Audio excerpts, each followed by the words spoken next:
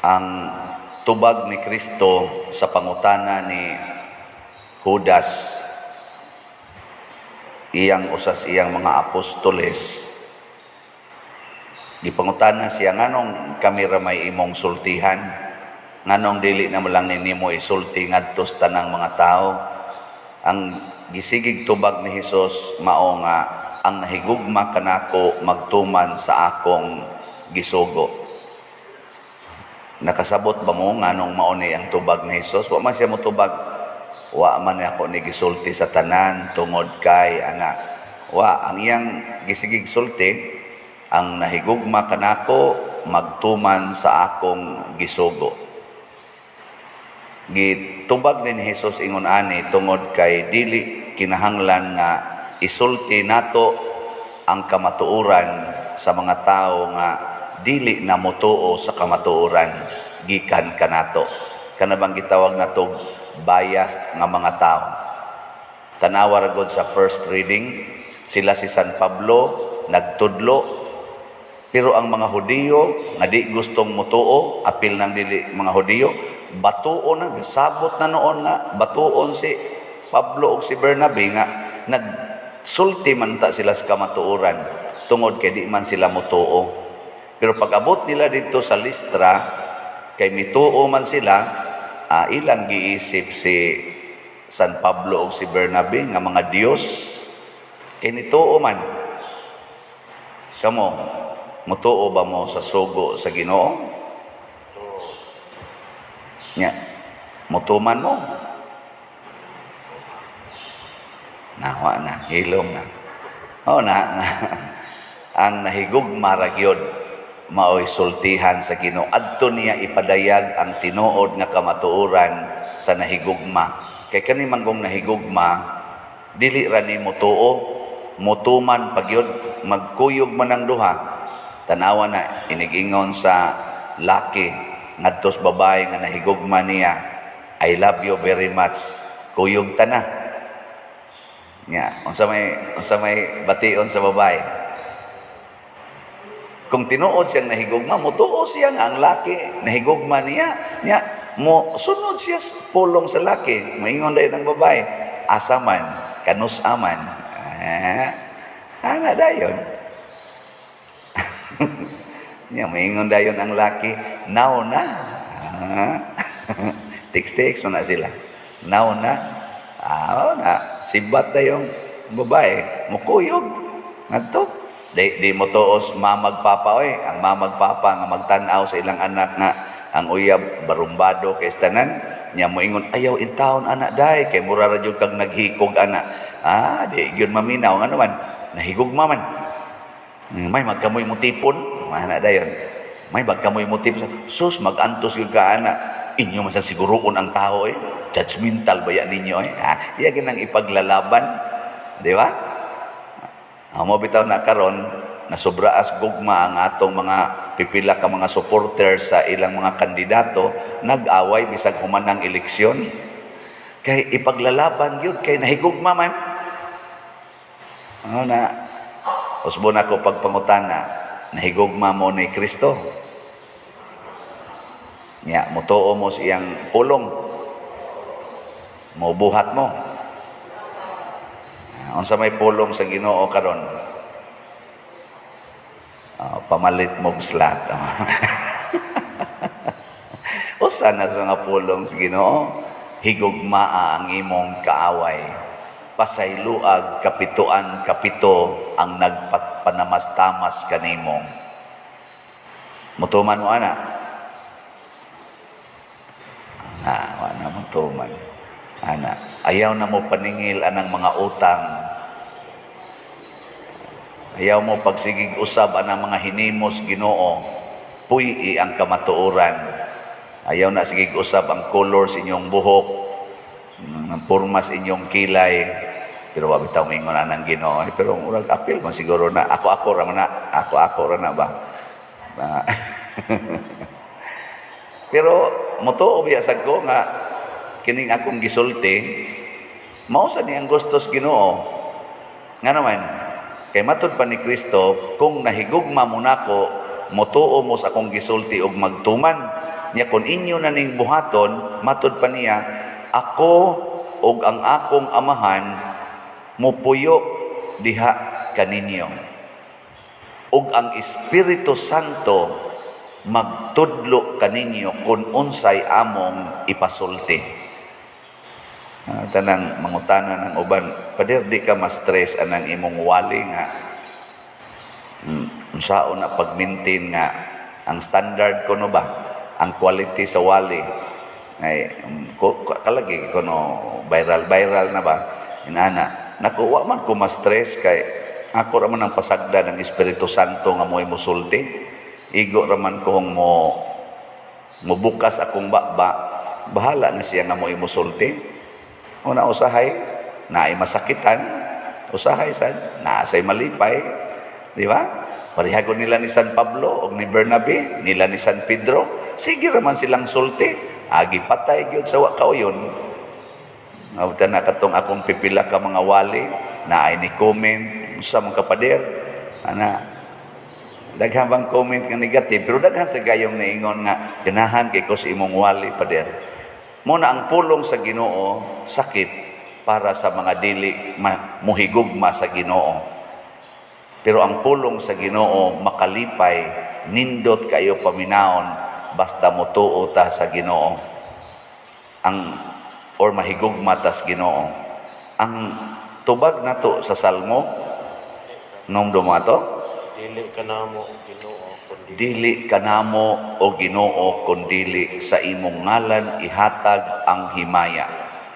Kani manggong nahigugma, dili gid nimo angkon nga ako mao'y sentro sa pagdaig, ako ang sentro sa imong pag-alagad or pag-ila. Kung dili, ang sentro mao ang atong gihigugma. Tanawa na ka ng mga ginikanan o magdaas ilang anak nga love kay nila. Kani bang bata nga kuguson ba? Di ba? Ang sentro sa pagdaig, katog yung bata. La, ka-cute sa bata. O man maliwat sa mama. Nya, puno-punuan na lang sa uban. Hala, liwat kay sa mama. Proud kay kas imong anak. Anak. Nindot kaayo nga ang Ginoo mo itong dadon, nga atong gihigugma, maoy atong himuon nga ipresentar nato katawhan nga mao ni ang atong Ginoo. Mo na ako mo presentar jud ko ninyo dinhi nga kon mohigugma mos Ginoo nya maminaw mos akong gihangyo labi na aning pagpalit og slat, lipayon gid mos Ginoo. Dili ako'y mulipay ninyo, tagaan gid mo abunda nga kaning grasya sa Ginoo. Dili ako'y muhatag, ako ginang ipadayag kay mao ni ang atong Ginoo.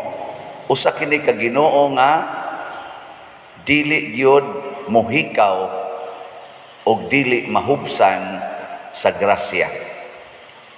Bulahan tong mohigugma sama ni San Pablo.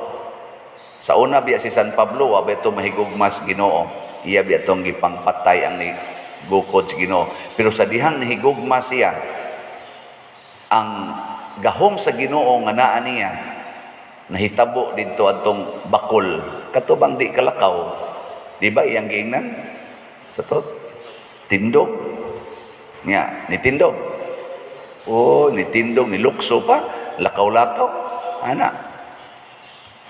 Asway ko no ninyo gingon ang inyong anak kanang natuog ba, anak ninyong tapulan kay tanan ina bangon mo bangon na muhugot nung nagbukot sa habol. Tungod kay ang imong kasing-kasing o guna-guna basig wap apoy Ginoo ang nagpuyo diha ang imong garbo. Ikarong buanga ka sige la kag luko diha. Gabi na kay kamuli dinhi buanga ka magsikag ana ba. Bangon diha. Asa pa na umubangon na kusmo nang naw ato maglakaw. Dili maglakaw-lakaw, dili maglayat-layat sa kalipay ba. Nga naman, tungod kay dili Ginoo ang imong napresentar niya, kung dili ang imong personal tawhanon nga batasan. Muna atong ipangandoy nga ang ato unta rong nasod harian unta sa atong paghigugmas Ginoo ang ato sa dinhing kinabuhi ni atas parokya, ni atas atong simbahan nga Katoliko, ato untang mapakita ngadto sa uban unsa ang Ginoo dinhi sa atong kinabuhi. Dili pagarbo nga unsa ta. Ako malipay gyud ko magtan-aw nga dunay daghan og nindot nga kausaban nga nabuhat nato dinhi sa atong parokya, sama aning atong pagpanindot aning atong simbahan, pagpanindot diha sa atong nataran kana atong parkingan, ug karon ang andoy na sadta nga mohimo tag nindot sad nga kumbinto para sa atong puy-anan. Dili ni pagpagarbo kung dili aron magamit nato. Tanawa unsay nahitabo gihatag sa Ginoo, bunga ni sa presensya sa Ginoo. Nalipay mo ani wa. Oo na, nya musigi pa mong himog ingon ani. Oo na, palit pagyapon mong slat. Magtanaw sa kus kanang mga ano ba nga atong gipanghibra, matong kapilinya, magtanaw ta ba nga mga tao sige na jud adto, daghan na kayong tao magsigig adto, kay mura sa silang nakaadto og Portugal, mura sa silang nakaadto og Cuba de area, kamahal nga tong plite, ay padiha kay madarag habal-habal. Abot dayon ta. Yang anong natukod man na tungod gihapon kay ang Ginoo mi hikap sa kasing-kasing sa mga tao nga nagdebosyon sa mahal nga Birhen Maria. Una, naot-unta nga padayonon ni nato kay nakasiguro gyud ko ang katapusang pagpakita sa Ginoo ug pagpuyo uban kanato didto gyud sa langit. Karon bitang buntag ni sakit magmaayo akong tiil, gibikugan ko ba na di naman ko hapit ka lihok sa akong tiil nga tuo. Ingon dayon ko mga alas 3 kadlawon, ingon dayon ko wa na mura bag alimungaw ba, wa na, paralyzed nako.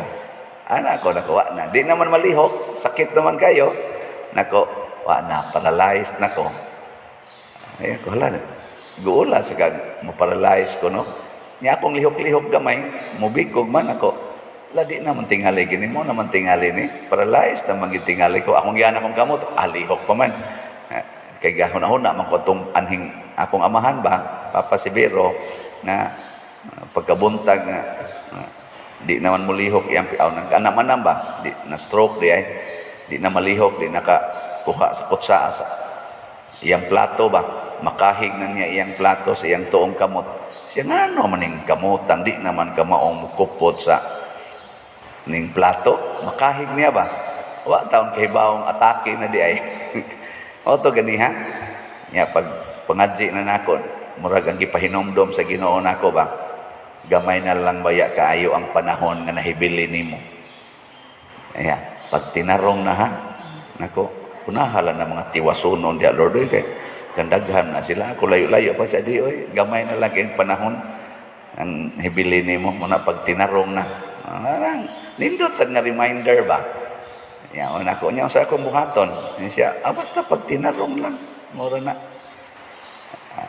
Asa na, gamita, to the max. Awa mangilaing nasuod sa kong hunahuna. Baligya ginang slot. Kay basin o niya, gwa na mo baligya ni ini, kunwa na ko. Di ba? Na kamo diya og mukalit kung kamatay dire kuan lang padayon mo baligya sa tiwasan ning di apa may 49,455 pa maning nahibilin nya ang atong halin kuan pa man gamay pa 4,545 na ang atong halin as of yesterday. Ato lang yang pong pakpakan ang namalit ani. Salamat kayo. Basta ingon ra ba tong Ginoo gamay na lang kunong higayon na hibili nako. Di ato na lang ning paspasan. Pero og di man gyud maabot, padayon na lang yung baligya niya. Tukura lang sa to na mas labrad loloy. Tukura gyud nang kumbinto diya na naman ay perspective doon. Kuha na ani og mahalin ni tanan. Nyag mahaya nako pananglitan. Ingna lang gyud nga di ni namo ilubong basta di ni mahurot. Tiwason ta gini aron nagabot na kus langit. langit pasad ka ko. Ug abot na kog langit, makaingon jud ko, Lord, salamat ha, natukod yun. Nabinlan yung arang-arang kumbinto ang imong proyekto di San Vicente. No? Induta ka na, no? Ito, nagkatawa ko ganiha. Ano mo sa ito'y lamdag? Ambot, Ginoo ba ito'y gasulti? Yawa ba ka ito'y gasulti noon? Gihadlok-hadlok lang ko ato ba? Pero, mabaya na ang kamatuoran sa itong kinabuhi. Nga mukalit lang ta, ug kawa dinis kalibutan. Pero dili unta tamawa sa atong pagkuyog sa Ginoo. Gugma gyud. Higugma kita niya, magtuman kita sa tanan niyang sugo sa mas mahal nga birhen nga magsige ra gyud ingon, matuman din hikanako sumala sa imong pulong. Ana no? Sige, nindog na ta.